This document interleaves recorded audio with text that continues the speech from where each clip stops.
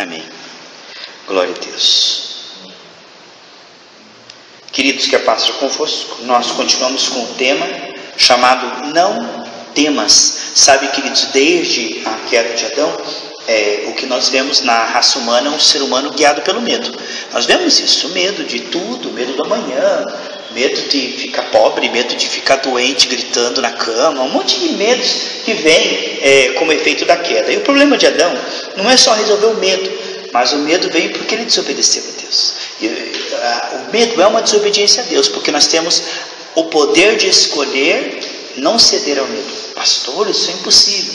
É isso que o inimigo quer que nós criamos, que as coisas de Deus são impossíveis, pesadas, difíceis, e que o natural é ter medo. Não, o natural é andar na fé, o espírito de fé. O medo é uma invasão maligna. Nós vemos que Jó teve medo e por isso o inimigo tentou contra ele. Então a fé nos une a Deus e a operação de Deus, e o medo nos une ao inimigo. O medo abre para que o inimigo venha nos atormentar. Portanto, temos que ver o medo como inimigo, mas não basta ver o medo como inimigo. Tem que ver o medo no aspecto de algo que nós podemos vencer vez após vez, não definitivamente. O medo não é algo que você extermina assim e nunca mais volta, acabou. Não, ele vai tentar jogar os seus dados inflamados todos os dias. Você só pode aprender a lidar com ele todas as vezes, mas não de uma vez definitivamente. Mas todas as vezes você pode ser vencedor. Toda vez que ele vier, a Bíblia diz que aquele que ouve a palavra e pratica é como aquele que coloca a casa na rocha. Então que nós possamos, e eu creio que o Espírito Santo vai nos lembrar desses passos. Depois, se você quiser ouvir de novo essa mensagem, vai estar disponível lá no site, ou eu mando para o teu e-mail. É bom que você ouça mais de uma vez. Na primeira vez, quem sabe fique alguma coisa que você esqueça. Então, uma palavra, até diz, existe uma técnica chamada mnemotécnica. A escola de inglês usa muito isso, que são técnicas de memorização, onde diz que o cérebro humano, se você ouvir 7 vezes a mesma coisa, tem a tendência de você guardar aquilo. Então a Bíblia diz que aquele que medita nessa palavra de dia e de noite, meditar não é apenas ler, é ler, pensar, refletir, ler de novo, tirar, extrair algo. Então é muito bom. Paulo dizia lá em Filipenses 3:1 que é proveitoso ouvir sempre as mesmas coisas. Não é cansativo, é algo que a gente já sabe, mas não a ponto de praticar. Veja, às vezes nós sabemos algo e aquilo passa a ser uma teoria, a gente sabe, mas na hora do vamos ver a gente não pratica. Então é preciso mais do que aprender, é preciso apreender, ou seja, ganhar aquela palavra a ponto de sair da teoria e praticar. Quando é que eu aprendi algo de fato? É quando eu ouvi, meditei, me alimentei e vou gradativamente conseguindo praticar aquilo. A verdade que eu pratico, a verdade que eu assumo é a verdade que eu ganhei, de fato compreendi por revelação do Espírito. Aquela palavra que eu acho bonito, que eu falo ela, mas que na hora do vamos ver, na hora H eu não consigo praticá-la, é uma palavra que está como semente, não está como fruto ainda. Ela está num processo, ela está sendo oferecida, mas ela ainda não foi apropriada. Então é preciso que nós venhamos a renovar a nossa mente, para que isso não fique como uma teoria esquecida no canto da mente, mas como algo que nós conseguimos praticar. E é gostoso, queridos, quando nós vivemos essa liberdade dos filhos de Deus, porque a liberdade vem de conseguir colocar em ação aquilo que está na palavra de Deus. Quando eu coloco em ação o que está na palavra de Deus, aí eu sou liberto, porque Deus, Ele se oferece a nós, passo a passo até o fim, mas Ele não interfere no livre-arbítrio. Portanto, é necessário que o ser humano compreenda que esse processo não se dá sem a cooperação do homem, que é o culto racional, inteligência e sabedoria espiritual. O que nós vemos de fato é o que nós vemos de fato é o quê? Que esse processo ele vai funcionar todas as vezes se nós escolhermos todas as vezes, e vez após vez, nos entregar ao Senhor. Veja o que diz ali Efésios 4:31, toda a amargura, esses são os nossos inimigos, amém? Que vem contra nós. A amargura é o quê? Alguém te fez um mal, e tem gente que cura superficialmente a ferida, dizendo assim, não, eu perdoo, está perdoado. E aí nós curamos a ferida de forma superficial, por quê? Porque nós pensamos que perdoar é uma coisa muito simples. Perdoar é um milagre. A tendência natural desde a queda é respondermos com amargura, é ficarmos chateados por dias, por meses, por anos com aquela pessoa. Então isso é uma fortaleza espiritual. A Bíblia mostra que nós somos feitos um pouco menor que os anjos. Lá no Salmo 8 diz que nós somos feitos um pouco menor que os anjos. Portanto, se nós somos feitos menor que os anjos e a amargura é uma batalha espiritual, não podemos ser ingênuos de dizer assim: não, eu não estou amargurado, eu já perdoei, eu já esqueci. E aí nós passamos do pressuposto que sem o trabalhar da graça isso já está resolvido. Aí nós chamamos de resolvido uma coisa que não foi resolvida. Nós nos iludimos e o mal permanece sorrateiramente ali, com legalidade. Por quê? Porque nós não vimos aquilo como uma batalha espiritual que só podemos vencer em Cristo e no Espírito. Nada pode ser vencido com boa vontade, com decisão psicológica. Não, eu não tenho nada contra essa pessoa. Mentira, você está se auto-enganando. É uma batalha espiritual que só pode ser vencido se apropriando das armas do Espírito. Aqui diz a amargura, a ira, né? Tem pessoas que têm a tendência de se irritar por qualquer coisa. Ele é explosivo, inflamável. Qualquer coisa o irrita. Isso é algo que envenena a sua fé, envenena a sua saúde, destrói a sua vida espiritual. É uma pessoa irritadinha. E tem pessoa que com tudo ela se irrita. E ela não vê isso como um inimigo, mas sim como uma característica. É o meu sangue, minha família e tal. A pessoa ela não compreende. É que são invasões demoníacas. Que o Espírito do Senhor ele é manso, né? Então quando nós somos mansos, nós temos saúde, vida longa, paz. Mas quando nós nos irritamos, nós envenenamos o nosso sangue. Nós destruímos os nossos ossos. Isso é momentos em que nós estamos dando lugar ao diabo. Tanto que a Bíblia fala, aqui no versículo 27, não deis lugar ao diabo. E depois ele começa a explicar o que é dar lugar ao diabo, especificando esses itens aqui. Olha lá. Olha ali. Cólera, né? A ira é a cólera já se torna uma afronta para com a pessoa, um desabafo. A ira, quando ela se pega argumentos de briga e de confusão, barraco, aí já vira cólera. A cólera é a ira sumida e transformada em briga, não é? E veja lá, continuando ali, e gritaria, né? Da cólera já vira uma confusão. Vamos ver quem grita mais. Você veja que um abismo chama outro abismo. Se você não controla a ira, ela vira cólera. Se você não controla a cólera, já vira uma gritaria. Fica um ambiente hostil, onde a pessoa fica constantemente dando alfinetadas e confusão, e sempre procurando defeito no outro, e criticando. Fica um ambiente insalubre, um ambiente envenenado e pesteado por demônios, que é um ambiente de briga. Olha lá. E toda malícia seja tirada entre vós. Ora, se Deus fala seja tirado dentre vós, é porque é o que é possível ser tirado entre vós. Deus não nos pediria algo impossível, Ele seria cruel, Ele seria, sem sabedoria, se pedisse a nós algo que fosse impossível. Quando Ele mostra a palavra de Deus seja tirada entre vós, é porque existe como tirar, exterminar isso da nossa vida vez após vez.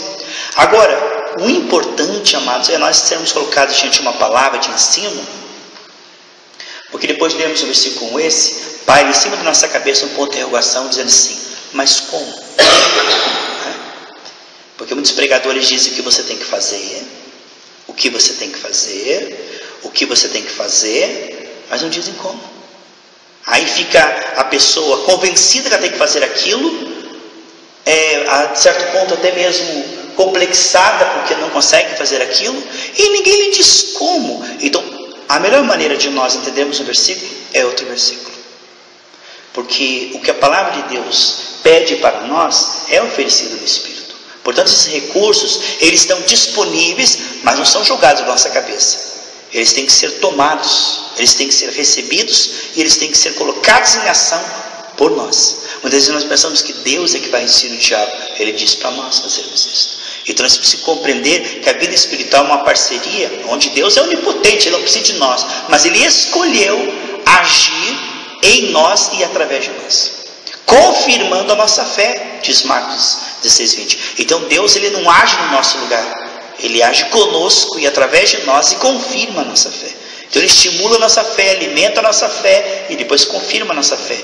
Mas Ele não faz de nós autômatos, robôs. Ele não força, Ele não empurra. Ele guia mansamente as águas tranquilas quem aceita ser guiado, né? Então vamos ver isso aqui dentro da palavra, porque é maravilhoso vermos.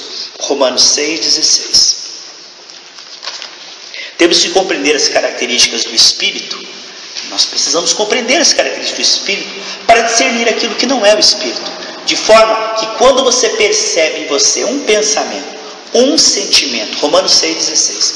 Quando você perceber em você, queridos, um pensamento, um sentimento e um desejo que não bate com o Espírito Santo, não é algo para ser aceito, mas algo para ser refutado com as armas do Espírito. Se a pessoa não sabe as características do Espírito, ela começa a pensar que a ira faz parte do Espírito, que a malícia faz parte do Espírito, né? Então ele não sabe discernir entre o santo e o profano. É triste isso, amados. Hoje muitas vezes as igrejas são estimuladas as pessoas irem à igreja para buscar a bênção e cargo, mas não é ensinado para elas discernir entre o santo e o profano, o que deve ser buscado e o que deve ser rejeitado, forma que elas são o quê? Desclassificadas e apanham do diabo. Porque nós precisamos ter uma mente renovada e restaurada para compreender o que é de Deus e o que é do diabo, a se apegar no bem e rejeitar o mal. E isso deve ser feito por nós, pela graça, com a ajuda da graça, passo a passo até o fim. Se nós não compreendermos as características do Espírito, quando formos invadidos por pensamentos, sentimentos e desejos, acharemos que são nossos pensamentos, que é uma coisa natural. Por exemplo, vê uma voz que diz assim: eu vou me matar.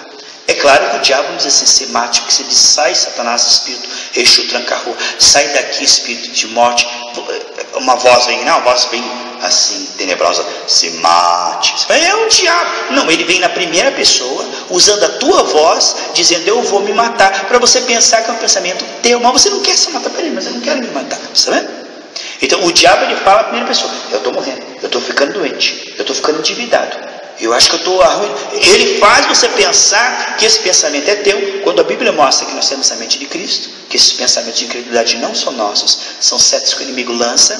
Então ele usa a nossa voz, na nossa pessoa, para pensar. Agora, como nós sabemos? A Bíblia mostra, estou aqui em Romanos 6,16, mas eu queria que você visse aqui em Romanos 7 também. Romanos 7, 22, diz assim, Romanos 7, 22. Porque segundo o homem interior, tem o prazer na lei de Deus. Então o processo já começou. O teu homem interior, sabe como é que ele pensa? Como Deus pensa. O teu homem interior, o teu espírito, é um só com o Senhor. De forma que o nosso espírito, ele tem fé, paz, alegria, tem um fruto do espírito. Então, o que você é? Você é um espírito, está tendo uma alma renovada. É ali que o inimigo luta, é na alma. Os pensamentos, sentimentos e desejos, é ali que o inimigo luta, na alma. Então, nós somos o espírito, temos que discernir as variações da alma, o que é nosso e o que é do diabo. Se nós não soubermos a coisa mais maravilhosa, diz que é Hebreus 4,12, diz que a espada do espírito ele penetra e divide a alma do espírito. O Atmani dizia que o maior conhecimento que o homem pode alcançar é discernir entre o que é alma e o que é espírito. E quando o homem discerne o que é espírito, ele discerne o que ele é em Cristo. E o que é alma é aquilo que deve ser renunciado. Aí ele discerne essas variações de: peraí, isso aqui não sou eu, isso aqui deve ser algo a ser combatido, rejeitado e confessado. Então a pessoa tem aquela rapidez, senão ela fica meia hora magoada e diz: mas a minha característica, eu sou uma pessoa melancólica. Aí ela se alia ao demônio e chama de melancólico, quando a Bíblia mostra que o fruto do Espírito é alegria e que nós temos esse fruto. Mas a pessoa acaba aceitando ser menos do que ela é, porque ela não discerne que aquilo ali não é ela, é a sua carne, porque nós não somos a nossa carne, nós somos espírito. Mas temos uma carne que batalha contra nós. Ah, pastor, não sou eu, foi minha carne. Mas não fuja não, confessa isso aí e lida com isso aí. Se não foi eu, não foi minha carne, né? Aí a pessoa escapa dizendo que com desculpa esfarrapada. É a tua carne, cabe a você dominar a sua carne com o espírito, de Gênesis 4:7, né? Então o que nós vemos, amados, é Romanos 6,16. Não sabeis vós que a quem vos apresentardes, aqui está falando de apresentar, se entregar voluntariamente. Há um versículo que diz que Deus busca aqueles que se entregam voluntariamente. O que é se entregar voluntariamente? É se entregar, é escolher naquele momento onde a batalha está sendo travada, o contrário do que é a carne. Por exemplo, você está sendo atacado pela ira. Você deve se entregar ao Espírito da mansidão. Aí está. Você diz: Senhor, eu escolho me entregar a Ti agora. Se você fizer isto, você escapa. Você deve escolher se entregar à característica do Espírito, que é o contrário daquela tentação, daquela prova, daquele desejo. Isso é o que você deve fazer. Mas como nós podemos ver que Jesus é o nosso modelo? Nós não podemos criar doutrinas que sejam estranhas às Escrituras. E tudo que nós falamos, por 2 ou 3 testemunhas, seja confirmado pela Escritura. 1 Pedro, lá no final da Bíblia, 1 Pedro 2, ele é o nosso modelo, amém, queridos?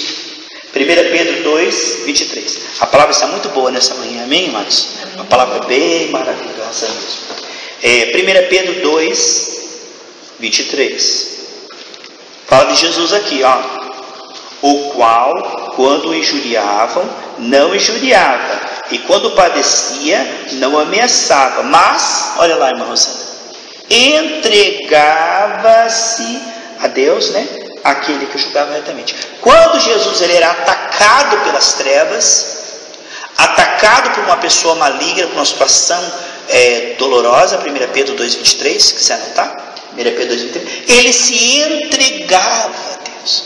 Então nós vemos que isso bate com Romanos 6,16, que nós temos que escolher se entregar ao Espírito. Por exemplo, você está sendo atacado com o espírito de enfermidade. Senhor, eu escolho me entregar ao espírito de saúde. Porque quando Jesus morreu, Ele nos deu o direito de termos saúde. Deus não precisa do favor do diabo. O diabo, coloca uma enfermidade naquela pessoa, eu quero levar ela. Então, faz favor, espírito de enfermidade, vai lá. Deus não precisa da enfermidade para te levar. Porque Moisés, com 120 anos, Deus pegou o espírito dele, ele com saúde, enxergando bem, e levou. Então, quando Deus quiser te levar, Ele te leva. E Ele diz no Salmo 91, te saciarei com vida longa. Sabe o que Ele diz saciar? Você está com 100 anos, eu te pergunto, você está saciado? Não, aí Ele te dá mais 10, 110. E saciar significa que você escolhe quando você vai viver, entendeu? É o Salmo 91, saciarei de vida longa e saudável. Nós temos que compreender que Jesus não morreu na cruz só para nós irmos para o céu. Ele morreu para que nós tenhamos saúde, prosperidade, paz, vitória sobre o pecado, e que possamos ajudar as pessoas a chegarem à maturidade através do nosso testemunho, da nossa oração, intercessão e imposição de mãos. 3 João, versículo 2. Eu quero que vocês sejam cheios do Espírito Santo, prósperos e saudáveis. Isso está em Provérbios 22:4, que Jesus diz que aquele que teme ao Senhor e é humilde será próspero, saudável, uma vida longa e saudável, e terá a honra de ter comunhão com o Senhor, deleitar-se no Senhor e ter o Senhor como seu tesouro. Não viver para as bênçãos, para a prosperidade, para a saúde, mas viver para Deus. A prosperidade e saúde é para o reino. A prosperidade para ganhar almas, para ter uma vida digna e ajudar o órfão e a viúva. E a saúde é para viver bastante anos e fazer a obra de Deus com alegria e ganhar bastante vidas. Então, a saúde e a prosperidade é um meio para o fim. Nós não vamos na igreja para um fim, tem que ir na igreja para um fim. Qual que é o... Você vai na igreja? Ah, porque eu quero saúde. Então o fim dele, o objetivo é saúde. Você vai para a igreja? Ah, eu quero a prosperidade. Não, a prosperidade e a saúde não é um fim. O objetivo do culto é uma comunhão cada vez mais profunda com o Senhor. Mas para mim ter comunhão com o Senhor, eu tenho que estar com as minhas contas pagas para não estar envergonhando o Evangelho, ajudando o órfão e a viúva, sobrando para ajudar o órfão e a viúva, e tendo saúde para me poder andar, caminhar e falar e ajudar as pessoas. Amém? Então isso é uma bênção para nós podermos servir o Senhor. Veja, amados, o que nós vemos é que temos que compreender a abrangência da cruz. Jesus na cruz morreu e nos livrou da maldição da lei. Lá em Gálatas 3, 13 e 14, diz que Jesus quebrou a maldição da lei. O que nós vemos é que era a maldição da lei. Antes de Adão cair, nós vemos como Deus queria que o homem fosse. Ali está como que Deus queria que o homem fosse. Você tem que ver como é. Deus colocou o Éden em cima do ouro melhor da terra. Adão tinha saúde, Adão tinha comunhão com Deus e uma família abençoada. Veja aí, nós vemos as características da vida que Deus criou originalmente. Depois o homem cai, e aí nós vemos a administração do diabo. Nós vemos os efeitos da queda, mas não é a vida excelente. Tanto que Jesus vem depois e diz a mesma coisa. Eu vim para que vocês tenham vida e vida com abundância. Ele reitera, vocês mudaram, eu não mudei. E aí, por causa da desobediência de Adão, nós vemos as 4 consequências da maldição que estará em Deuteronômio 28. Olha lá. Primeira, escassez. Adão tinha tudo, Deus criou Adão por último. Então quando Adão abriu os olhos, tinha prosperidade, não tinha que se preocupar com o dia de amanhã. Ele não tinha necessidade de nada, porque ele tinha tudo. Ele só precisava se deleitar no Senhor e fazer o bem. Porque ele foi criado por último, porque ele tinha abundância no jardim. O jardim da abundância, do deleite. Mas quando Adão pecou, agora ele vai ter que cavocar a terra, e em vez de dar prosperidade, ainda vai dar espinhos e cardos. É uma luta. Então a primeira maldição que nós temos na Deuteronômio 28 é a escassez. É a escassez. E hoje é uma maldição tremenda, né? A escassez, a miséria. Da escassez vem o quê? Problemas na alma. A pessoa fica preocupada com o dia de amanhã, tem pressão alta, tem úlcera, nervosa. Por quê? Porque ela fica angustiada. Aí a segunda maldição, depois da escassez, é o que? Está lá na Bíblia? Angústia. E angústia, enfermidade. É óbvio que se minha alma ficar sob pressão, isso vai afetar o meu corpo. E se meu corpo fica doente, vem o quê? Vem a morte. Então as 4 maldições eram escassez, angústia, doença e morte. Mas, Gálatas 3, 13 e 14, diz que Jesus quebrou a maldição da lei e nos deu a herança de Abraão, que era abençoado em tudo. Portanto, Jesus nos livrou da maldição, então nos livrou da angústia, da doença, da miséria, da escravidão, do pecado. Jesus na cruz livrou o nosso corpo da enfermidade, a nossa alma da angústia, a nossa conta bancária do vermelho, a nossa família do inferno, nós de sermos estéreis para sermos ganhadores de multidões. Amém, amados? Nós temos que compreender quais as características da morte de Jesus na cruz do Calvário, que afeta não só a nossa eternidade, mas afeta todas as áreas, todas foram incluídas. Inclusive eu tenho uma pregação sobre isso, quero passar mais para frente, sobre como Jesus levou a angústia, como Jesus levou a doença, como Jesus levou a escassez. Isso aí dentro da palavra de Deus, já preguei aqui um dia, mas eu vou passar novamente, mostrando dentro da Bíblia como é que ele levou, e como ele levou, e como ele levou. Porque é importante quando a gente fala algo, a gente mostra o versículo bíblico, senão fica parecendo ideia do pastor, né? Aí esse pastor é pastor da doutrina da prosperidade. Existe a falsa teologia da prosperidade, que incentiva as pessoas a virem na igreja a buscar dinheiro e correr atrás do ouro e ficar jogando envelope e barganhando com Deus e pregando prosperidade, campanha de prosperidade. Eu sou totalmente contra. A prosperidade como alvo era pecado, porque a igreja não é lugar de comércio, lugar de ficar buscando dinheiro. Amor ao dinheiro é a raiz de todos os males. Agora eu creio na prosperidade como consequência do temor a Deus, porque a Bíblia diz assim: buscai o reino de Deus, sua justiça, e essas coisas serão acrescentadas. Sabe o que ele diz? Essas coisas serão acrescentadas. Sabe o que ele está falando? Serão acrescentadas. Será que nós compreendemos essa palavra? Serão acrescentadas. Eu não posso negar o que ele disse: serão acrescentadas. Eu não posso torcer o versículo, ele está dizendo serão acrescentadas. E se ele diz que serão acrescentadas, eu acredito que serão acrescentadas. E as pessoas então vão para 2 extremos. Tem aqueles que ficam correndo atrás do dinheiro, e tem aquele que quando fala em prosperidade dá urticária nele. Ele fala: sai Satanás, que prosperidade do demônio, para com isso. Falou de dinheiro na igreja, ai Satanás, demônio. Não, irmãos, você tem que compreender que você não deve ser extremista. Vamos para a moderação, vamos buscar o reino de Deus e vamos ter dinheiro para ajudar o órfão, a viúva, as missões. Vamos ser prósperos, sim, porque o Deus da prosperidade, Jeová Jiré, é o mesmo Jeová Rafá, é o mesmo Jeová Nissim. Então o Deus da cura, o Deus da prosperidade, o Deus da salvação é o mesmo Deus. Nós não podemos pensar que o nosso Deus é o Exu Tranca-Rua, o Exu da miséria. O nosso Deus é o Deus da prosperidade. Mas nós não buscamos a prosperidade, nós buscamos comunhão com Deus. Amém, amados? Que esse equilíbrio nós alcancemos. Então Hebreus 13:5 diz assim: nunca te deixarei, jamais te desampararei. É difícil, amados, nós irmos diante de Deus e achar assim: mas eu já errei tanto, eu já falei tanto, eu acho que agora ele não vai me atender, agora eu estou nessa tentação, nessa prova que eu desobedeci. Aí a pessoa vai com Deus e sabe a maneira como você vê Deus afeta a tua oração.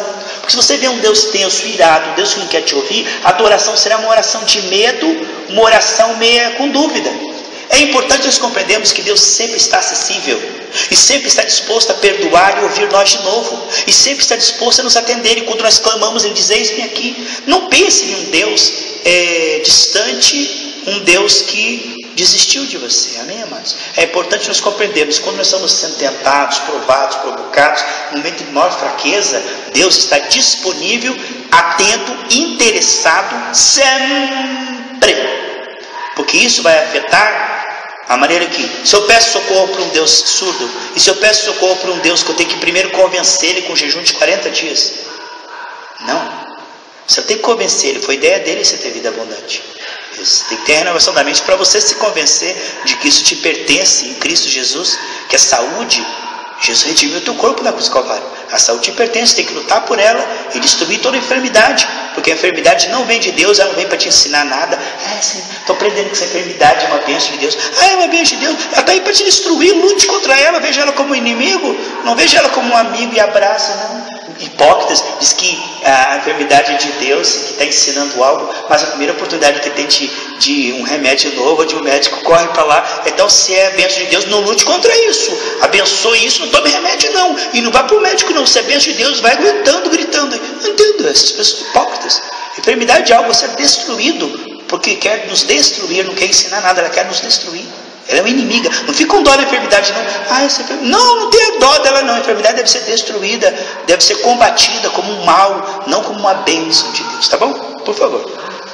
Isso é muito importante como você vê isso aí. Você não, pastor, Deus está me ensinando essa enfermidade. Deus pode te ensinar através da palavra, tá? Deus pode te ensinar através do Espírito. Ele não precisa da enfermidade para te ensinar nada. Salmo 46:1 diz que Deus é o socorro bem presente na angústia. Amém, queridos? Deus é o nosso refúgio e fortaleza, socorro bem presente na hora da angústia. Socorro bem ausente, bem distante, bem insensível, bem surdo, bem desinteressado. Não, socorro bem presente na hora da angústia. Portanto, quando você invocar o Senhor, creia em um Deus que diz, eis-me aqui. Amém, irmãos? Quando eu disse lá em Romanos 6,16, que nós temos que escolher se entregar a Deus, é esse Deus que eu estou te falando. Esse Deus que não vê a hora de você clamar a Ele para Ele entrar em ação. Porque Deus, amados, Ele não é intrometido. Ele deu o livre-arbítrio ao homem, deu o governo da terra para o homem. Portanto, se o homem quiser viver sozinho, Deus respeita isso. Por exemplo, por que aquela criança nasceu deformada? Por que Deus não fez nada? A questão é, quando essa mãe pôs a mão na barriga e disse assim, Deus, age nesse bebê. Naquele momento, Deus começaria a agir. Mas não orou, não buscou a Deus, não pediu oração. E depois a criança nasce doente, a culpa é de Deus, Deus não fez nada. Peraí, você deixou Deus de fora em todo o trajeto e agora a culpa é dele? Inclua Ele no que você faz, diz Provérbios 3,6, né? E Provérbios 16,3 diz que você incluir Deus no que você faz, Ele vai participar. Porque Deus, Ele não é intrometido. Ele age, Ele diz, estou à porta e bato. Não é porque Ele é o Todo-Poderoso que Ele invade as áreas da nossa vida. E se alguma área da nossa vida vai mal, é porque nós não estamos sabendo entregar. Porque a Bíblia diz, se entrega e confia, o mais dele fará. A gente não sabe entregar, a gente não sabe se entregar, e depois fica dizendo, Ele não age. Ele não age porque não está tendo espaço e oportunidade, porque nós não sabemos como nos oferecer. E nessa manhã estamos falando com breves palavras, como se oferecer de forma prática a Deus, amém? O Salmo 50,15 diz assim, invoca-me no dia da tua angústia, eu te livrarei e tu me glorificarás. Então, sempre pronto, disponível para socorrer, mas não interfere nas suas escolhas, é passo a passo. Então nós vemos que Jesus é o nosso modelo. O que Ele fez? Ele se entregou ao Espírito, contrário àquele que estava sentindo naquele momento. Por exemplo, está sendo atacado pelo Espírito do medo. Qual o Espírito que está precisando se entregar? O Espírito de fé. Precisa se entregar ao Espírito de fé, se oferecer ao Espírito de fé. Isso é você que tem que fazer. Então vamos ver os passos ali. Primeiro passo, escolha se entregar. Segundo passo, Romanos 5,10. Então escolha se entregar, amém, amados? Segundo passo, Romanos 5,10. Porque se nós, sendo inimigos, fomos reconciliados com Deus pela morte de seu Filho, muito mais, tendo sido já reconciliado, seremos salvos pela sua vida. É muito importante que no momento da prova, da tentação, você não se ache forte em si mesmo, capaz em si mesmo, inteligente em si mesmo. Lembre-se, o que te salva é a vida dele, é a presença dele. Não há nada que possa te livrar. Jesus diz em João 15,5, sem mim, nada podeis fazer. Você tem que compreender que você foi feito um pouco melhor que os anjos e que naquele momento de fraqueza é a vida dele, é a presença dele que vai te livrar. Não é a tua inteligência, o teu esforço, a tua consagração, o teu esmolas, não é nada disso que vai te livrar. Não é o teu conhecimento teológico, intelectual, você não consegue nem pensar. Sabe quando você está tendo um pesadelo que você não consegue falar nem se mexer? Você tenta gritar, a tua voz Todo o teu esforço é em vão. Mas você na mente, você pensa, Jesus, aí você acorda. Está entendendo? Por quê? Porque não é o teu esforço que te livra, é Ele vindo e te livrando. Está entendendo? Quem nos salva não é nós mesmos, Ele é o Salvador. Nós precisamos de um Salvador. E esse Salvador não é nós mesmos, não é nossa religião, não é nosso esforço. Esse Salvador é a vida dele, é a presença dele. Amém, irmãos? Compreenda isso. Nós precisamos dessas intervenções. Sem Ele não somos competentes e capazes. Sem Ele nós não damos conta. Não há como sair, não há como escapar. Cabe a você se entregar voluntariamente, passo a passo. Aqui diz Romanos 13, 14. Tem esse versículo na pregação dele. Quer dizer, na escola de líderes, né? Romanos 13, 14. Mas revesti-vos do Senhor Jesus Cristo. Cabe a mim e a você. Se ele fala se revestir de Jesus Cristo, ele fala sobre isso mesmo, né? Tomá-lo como sua vida. E não tenhais cuidado da carne e suas concupiscências. Então cabe a você dizer, eu não quero esse sentimento. E cabe a você dizer, eu me entrego para o Senhor. Eu me entrego ao Espírito da alegria, da paz, da saúde. Eu me entrego à prosperidade, eu me entrego ao bom humor. Eu me entrego ao sucesso de Cristo. Eu me entrego à sabedoria de Cristo, porque eu tenho a mente de Cristo, amém, irmãos? Se não tivesse a mente de Cristo, nós gostaríamos do pecado. Mas como nós temos a mente de Cristo, nós lemos aqui Romanos 7, 22, que nós sentimos o que Deus sente e pensa como Deus pensa. Isso veio a nós depois que nós recebemos Jesus. Porque antigamente nós tínhamos mau gosto. A gente amava o pecado. A gente corria atrás daquilo que ia nos levar para o inferno. Nossos frutos eram maus, porque nós éramos loucos. Mas agora é tão bom saber, em 1 Coríntios capítulo 2, diz que nós temos o que, amados? 1 Coríntios 2.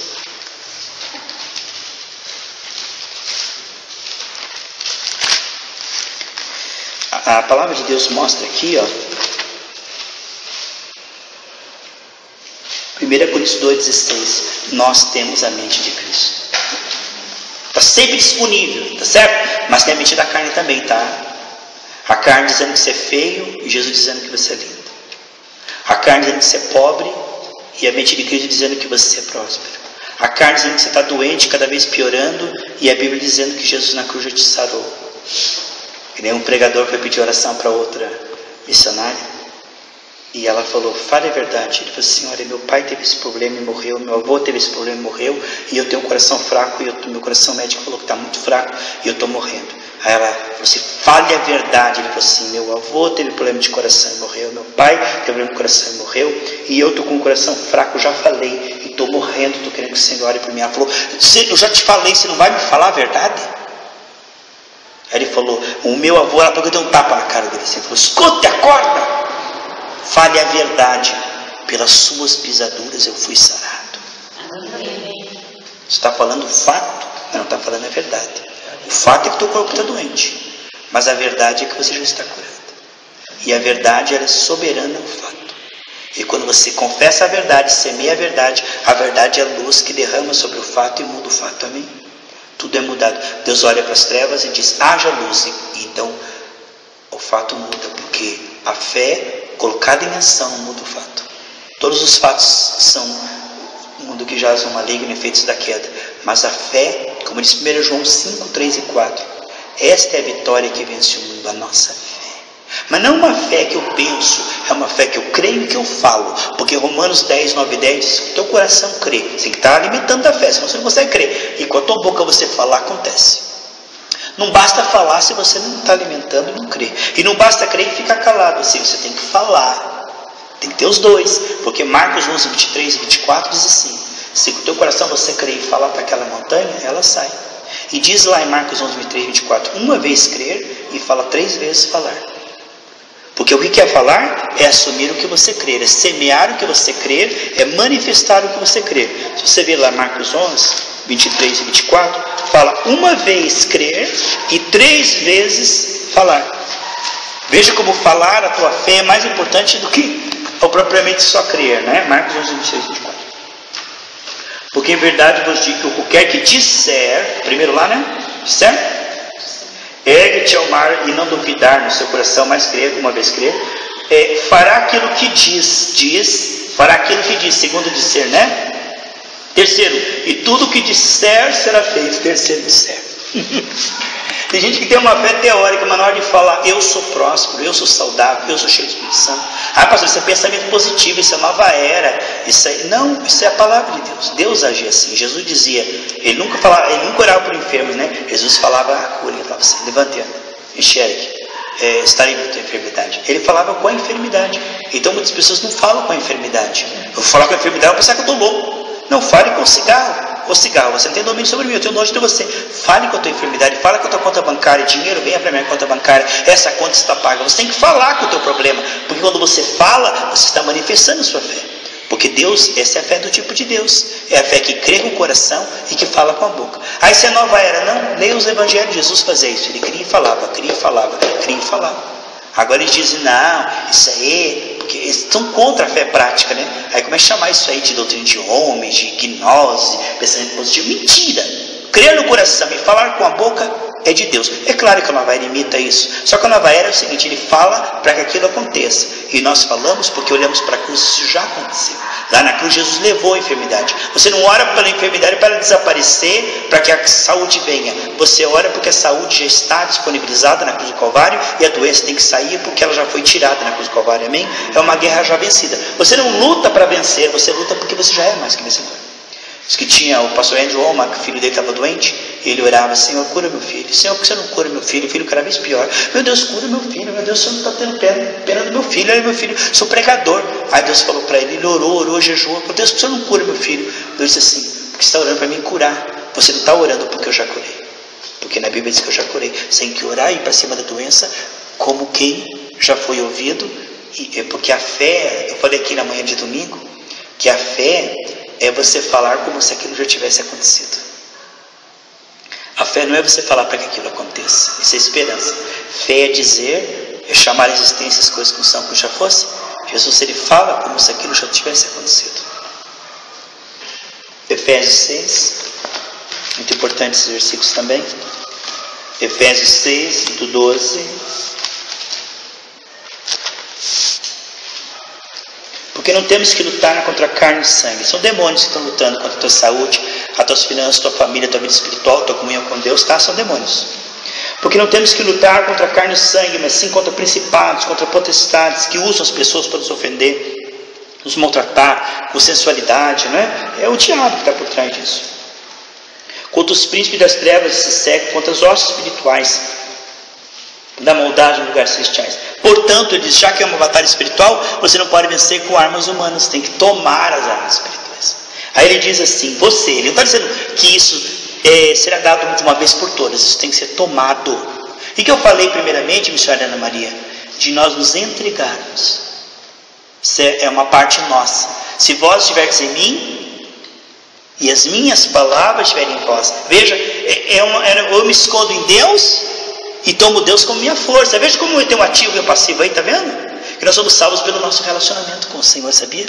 Olha aqui, tomai toda a armadura de Deus para que possais resistir no dia mau e havendo feito tudo, ficar firmes. Estais, pois, firmes, tendo cingido vossos lombos com a verdade, e vestido a couraça da justiça, e calçados nos pés a preparação do Evangelho, e tomando sobretudo o escudo da fé, com o qual podeis apagar todos os dados inflamados do maligno, e são as vozes, amados, contrário à Bíblia. Tomai também o capacete da salvação e a espada do Espírito, que é a palavra de Deus. Uma vez eu vi a missionária Joyce Meyer falando que uma criança foi na escola dominical e ensinaram que tudo que ela pedisse em nome de Jesus aconteceria. Aí ela pegou, tomou banho, esticou os seus pezinhos e falou, meias, saiam do roupeiro e venham para os meus pés, em nome de Jesus. Não.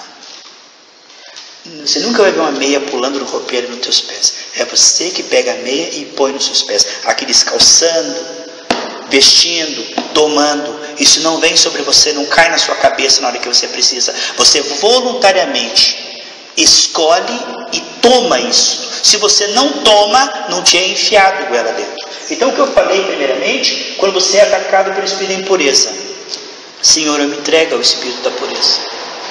Eu me entrego, Senhor, eu tomo agora da tua pureza para essa batalha. Você se entrega e você toma daquilo que Ele é. Nós somos salvos pela sua vida. Senhor, eu tomo da tua saúde agora. Eu recebo da tua saúde. Eu me entrego à tua saúde e eu recebo agora a tua unção de saúde. Eu me entrego eu recebo. E qual é o terceiro ponto? Eu aplico nessa situação. Aí está o livramento. Veja só. 4:7 de Tiago. Que lindo isso, né, mano? Essa palavra é muito elucidadora. Tiago 4:7 diz assim, ó: sujeitai-vos, pois, a Deus, resisti ao diabo, e ele fugirá de vós. Ai, Deus, expulsa o diabo, expulsa o cão. Não é Deus que vai resistir ao diabo, é você. Tem gente que fica esperando que Deus faça aquilo que Deus nos deu autoridade para fazer, porque em Lucas 10:19-20 diz que Deus sujeitou a nós os demônios e cabe a nós sujeitá-los, e que eles estão sujeitos, mas nós temos que sujeitá-los vez após vez, porque parece que ele não lembra, não tem memória, ele volta. Então cabe a nós expulsar vez após vez. É o que está dizendo aqui. Cabe a você resistir. Eu rejeito isso agora. Eu rejeito essa malícia agora, e eu aplico a pureza de Cristo nessa situação, e digo, eu escolho a Cristo, eu me entrego a Cristo, e eu rejeito isso. Veja, agora você venceu. Você tomou as armaduras. Primeiro você se entregou a Deus, depois você tomou aquilo que era o contrário do que estava sentindo. Tem gente que sente e deixa. Ele não tem uma fé agressiva contra as trevas. Ele é atingido pela tristeza e ele fica. Mas o Senhor é alegria. Senhor, eu me entrego a tua alegria. Eu recebo agora a tua alegria. Eu aplico nessa situação a tua alegria. Eu rejeito essa tristeza, essa melancolia, esse medo. Sai em nome de Jesus. Você fala com a tua voz. Sai. Medo. Espírito de medo, eu não te recebo.